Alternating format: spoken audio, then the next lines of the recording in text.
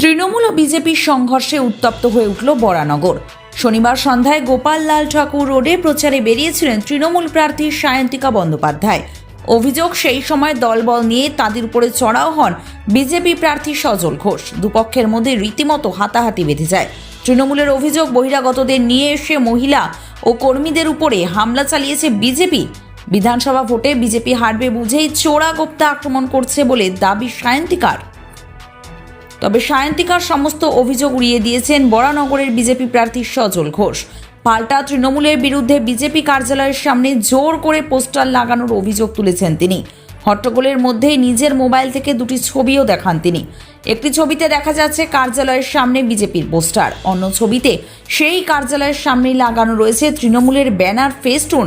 ছবিগুলি দেখিয়ে তৃণমূলকে হুঁশিয়ারি দিয়ে সজল ঘোষ বলেন, এই জিনিস আর চলবে না, আমরা ছেড়ে কথা বলবো না। ধস্তাধস্তির মধ্যে হ্যান্ড মাইক নিয়ে সায়ন্তিকা গো ব্যাক স্লোগান দিতে শুরু করেন সজল ঘোষ। পাল্টা স্লোগান দেয় তৃণমূলও। পরিস্থিতি উত্তপ্ত হয়ে ওঠে ক্রমেই। কিছুক্ষণের মধ্যেই ঘটনাস্থলে চলে আসে পুলিশ এবং কেন্দ্রীয় বাহিনী। তারপরেই পরিস্থিতি নিয়ন্ত্রণে আসে বলে জানা গিয়েছে। এখানে আমাদের ফ্লেক্স ছিল, এটা আমাদের এখানে আমাদের party office, central party office এই বরানগর কেন্দ্রে। সেখান থেকে দুপুরবেলা জিৎ বর্ধন তার নেতৃত্বে কিছু সমাজ বিরোধী জড়ো হয়, তখন আমাদের কর্মীরা তাদেরকে প্রতিহত করে, তাড়ায়। তারপর পুলিশ আসে।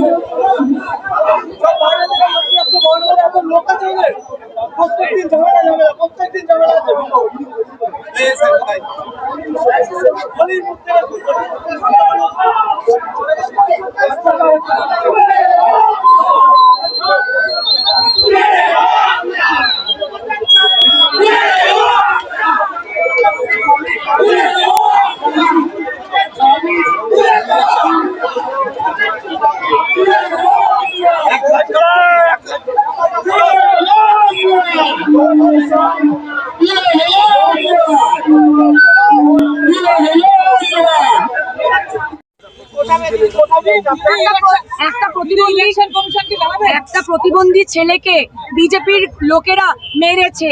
প্রতিবন্ধী ছেলেটা যে পার্টিরই কর্মী হোক না কেন, একটা প্রতিবন্ধী গায়ে হাত দিয়েছে। দেখছেন তো সবাই, আমরা তো এখানেই দাঁড়িয়ে রয়েছি, পুলিশ এবং সিআরপিএফ তারা রয়েছে। আমরা কোনো অশান্তি করতে চাই না। আমি বলি আমার কথা, আপনার প্রশ্ন আমার মুখের উপরে তুলে দেবেন না। আমাকে যদি প্রশ্ন করেছেন উত্তরটা শোনার মানে ধৈর্যটা রাখুন। আমরা শান্তিপ্রিয়ভাবে চাই সমস্ত পলিটিক্যাল পার্টি গণতান্ত্রিকভাবে তারা প্রচার করুক, আমাদের কোনো আপত্তি নেই, আমরা কোনো আপত্তি করিও নি। আমি নিজে 2 নম্বর ওয়ার্ডে প্রচার করছিলাম এবং যেরকম আমাদের শিডিউল সেরকম আমার কর্মী সভা এখন ছিল। এইখানে এই বচসার জন্যে আমাদের সবাইকে নিজেদের প্রচার ছেড়ে ছুটে আসা হয়েছে। এটা কিছুই না, বিজেপি ভয় পেয়েছে যে তারা বরানগর আবার হেরে যাবে, সেই জন্য বিজেপি বহিরাগতদের বাইরে এনে শান্ত বরানগর অশান্ত করার চেষ্টা করছে।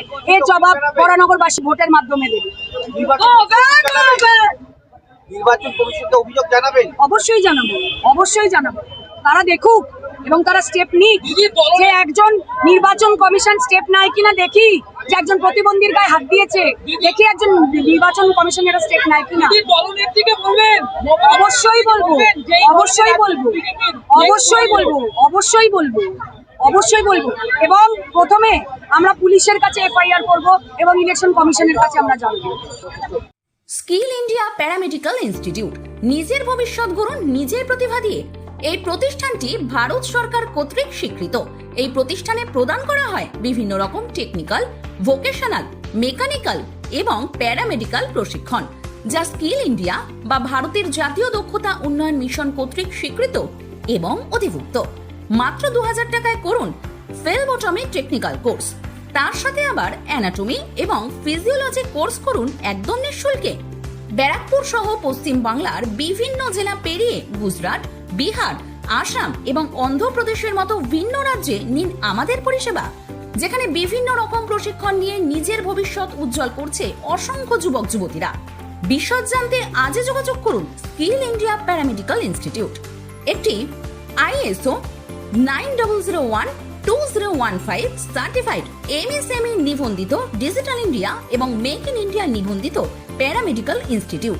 আমাদের ঠিকানা মায়াভিলা, জফরপুর কুণ্ডবাড়ি মোড়, কল্যাণী এক্সপ্রেসওয়ে, ব্যারাকপুর, কলকাতা 700122।